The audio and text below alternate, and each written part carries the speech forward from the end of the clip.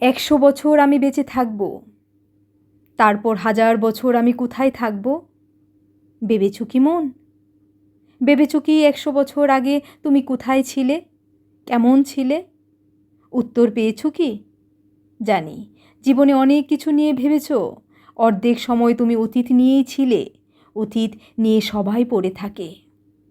জানে সে কিছুই নেই ওখানে, কিসের যেন মায়া।